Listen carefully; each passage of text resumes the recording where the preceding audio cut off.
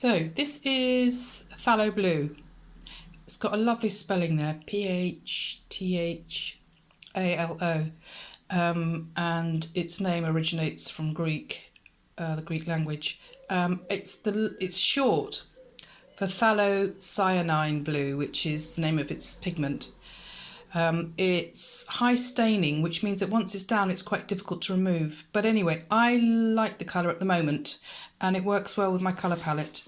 I'm going to just show you, so my sketchbook, I've been using it quite a bit. This was some sketches of the buildings. I always write down in pencil what I've used.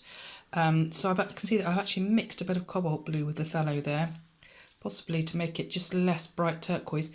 When it's used with a lot of water, you can get this lovely soft effect, but you have to work quite quickly with it because once it's down, it stains and you can't lift it very easily, unlike some of the other blues.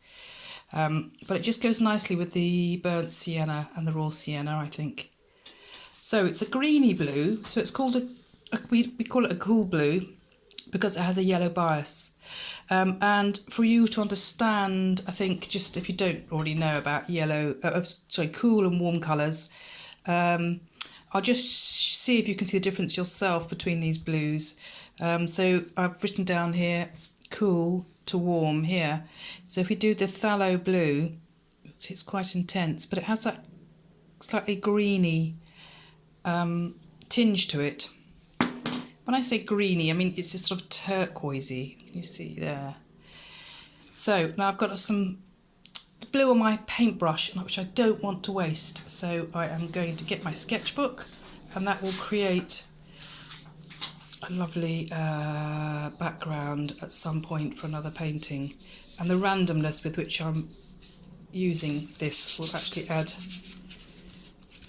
to the looseness of the painting. So I'm just going to do that. So it means I haven't wasted my blue, and I've probably created a much better background effect than if I had carefully painted something. So to go back to the blues, here we are, the phthalo blues down there. Then if we go to a cobalt blue, which is this one here, cobalt blue, that's seen as more of a mid blue. So we'll have that in the centre. I've washed my brush out. So can you see how different those two blues are? It's already getting a bit warmer. And then get to the warmest blue or blues of the three blues we have here, we're going to French Ultramarine. There we are. I can talk about the French Ultramarine at another time because it has a wonderful history and some wonderful uses throughout art history. So that's the French Ultramarine. I'm going to put that down the warmer end of the scale. So I don't know if you can see.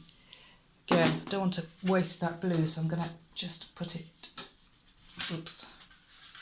on there. Sometimes those two blues together can be rather lovely. I'm going to wash my brush out, and there you go. So we're using the cool phthalo blue in this picture at the moment.